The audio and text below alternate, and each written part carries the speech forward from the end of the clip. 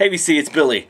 Coming at you today with a birthday video for Mikko. Mikko's turning 40 in about a month. So I know the feeling. 40 is still young, Mikko. And he's got a contest going on. He wanted us to show records from his birth year, which would be 1977. So there's tons of great records. I'm sure you guys have seen the videos. There are absolutely tons of great records that were released in 1977. I'm not going to show all of them. I'm going to show a pretty decent stack of records, and then I'm going to show my top 5 records from 1977. So first off, happy birthday, Mikko. Happy early birthday. Enjoy your channel, guys. If you're not subscribed to Mikko, I'll leave the information in the comment or in the description box down below. Go over, check out Mikko's channel, give him a like and a subscribe. Plenty of great stuff. So once again, happy birthday, Mikko. Let's get right at it here. All right, guys. So me being the one of the guys who shows a lot of country in the VC. I don't claim to be the country guy in the VC because there's so many guys that show some great country. George, the Elvis vinyl guy, being one. Headley, another fat bearded man showing records. Steve has a killer country record collection. The Harmless Rebel. Liam Dyer loves country. Liam has a great channel as well. I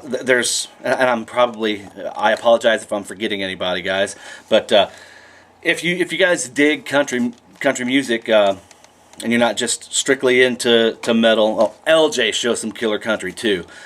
Which, as a matter of fact, LJ just did a honky tonkin' update a couple days ago. I really recommend everybody checking that out. LJ's got a few tricks up his sleeve as well. So anyway, being one of the country guys here, I'm going to start off with some country, and not even an LP, an 8-track at that. This is from 1977, Hank Williams Jr., The New South. This is Hank Jr. Right after, he had his accident. He had a mountain climbing accident in Montana in August of 1975, and he fell down a mountain. Essentially 300, 400, 500 feet. I'm not sure, but he fell literally off a mountain and landed on rocks down below, and it darn near killed him. Disfigured his face, his head. So many broken bones, and he had a really successful career leading up to that, but it took him a couple years to rehab from that fall and get back out, and this is his first effort. So he put on the hat and the sunglasses and grew a beard to hide all the scars. That's Hank Jr.'s signature look now. I can't even picture Hank Jr. without the beard and the hat and the sunglasses. But while this isn't one of his more aggressive honky-tonkers like the follow-ups, the successive albums after this, Whiskey Bent and Hellbound and Family Tradition and things of that nature, it's still a great record. He's finding his, coming into his own, getting out of his dad's footsteps and stepping into his own world here, and I dig it. So great record from 1977, Hank Williams Jr., New South. Sticking with country, you guys know I'm a Waylon guy. Here's some old Waylon. Not one of his better records, but it still has Luckenbach, Texas. And I'm not going to go through everything like I did the Hank Jr. I just wanted to give you a little backstory on the Hank Jr. So there's some Waylon, and what would Waylon be without Willie? So another 1977 release. This is Willie's tribute to Lefty.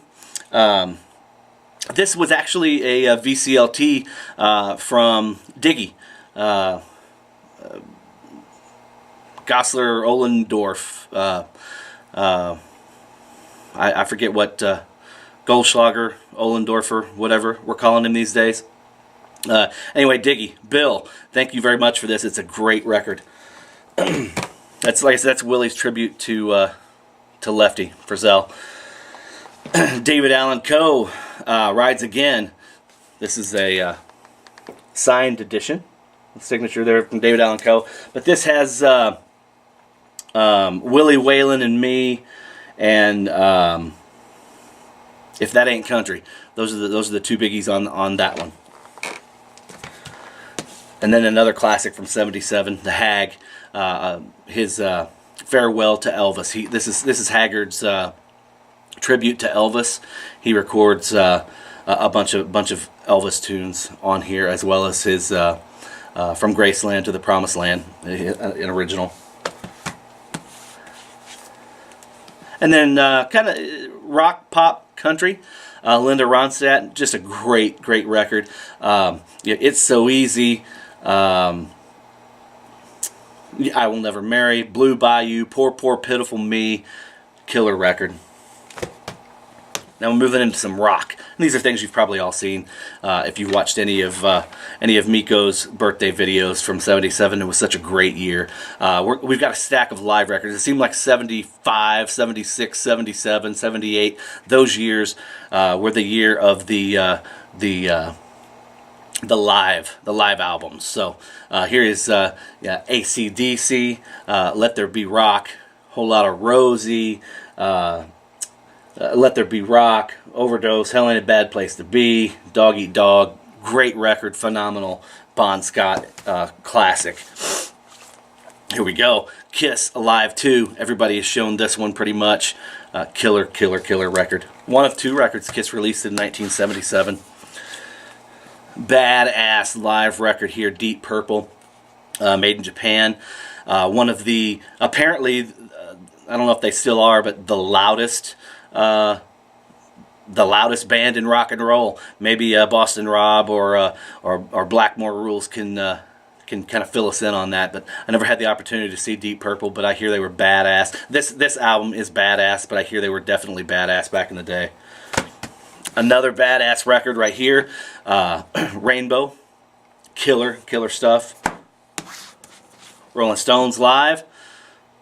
And it's Love You Live and Love You Live. Since it's a live record, I've always called it Love You Live. I don't know. You tell me.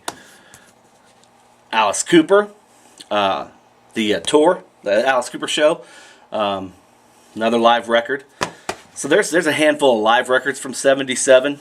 Now let's get into some others of my favorites. Billy Joel, The Stranger, great record. Moving Out, Just the Way You Are, Scenes from an Italian Restaurant, Only the Good Die Young. That was probably my first real impression of Billy Joel. I heard him do that on Solid Gold, I believe.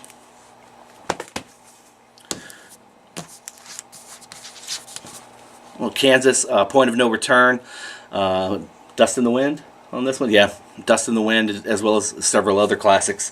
Good stuff. And another killer record, Queen. Queen, News of the World. This has We Will Rock You, We Are the Champions. Good stuff. We got Sammy Hagar, debut record. Love Sammy Hagar. St. Louis pretty well. I don't know if to say that they broke Sammy Hagar, but I think KC Radio, which is the longest standing rock and roll radio station in the country, if I'm not mistaken. I could be wrong, but this is their 50th anniversary this year, and Sammy Hagar has always been. They've been great to Sammy Hagar, and Sammy Hagar has been great to St. Louis, and I've always loved Sammy Hagar. I can't remember a time in my life where music was instilled in me that Sammy Hagar wasn't involved. And the dude is 70 years old and still. I think he's either 69 or 70, and still sings all his songs just like the day they recorded. He's not dropped him down a key or 2 steps or anything like that. He still can sing, and he brings it. This one has Turn Up the Music, Reckless. Those are the two big hits off of that. And then from the same year, Sammy Hagar. This is Cruising and Boozing, Rock and Roll Weekend. Killer stuff. Every Friday at 5, I believe. I think it's Friday at 5. They play Rock and Roll Weekend on KC, because that's what it's all about, man. Styx, Grand Illusion. If you guys watch any of my previous videos, you know I just recently got into Styx a couple months ago, around Thanksgiving. I mean, I was obviously familiar with their radio songs, but never really dug into their albums. Played Paradise Theater on a request, and it blew me away. So I went out and started digging through their older catalog, and there we have it. Good stuff. UFO, Lights Out. Michael Schenker on guitar. Killer rock and roll. Another record from '77, Cheap Trick, in color. This I Want You to Want Me. I believe this is their second record. They had, I think they may have actually released 2 records in '77, their debut, and then in color. The Nuge, Cat Scratch Fever. Kind of an underrated, underappreciated rock band, pop rock, on the Casablanca label. Angel. Good stuff. Just spun this one today, as a matter of fact, because I hadn't played it in forever and was pulling out these 77s. I'm like, I haven't heard that in forever. Good stuff. A great single, terrible album, Doucette, Mama Let Him Play. Killer.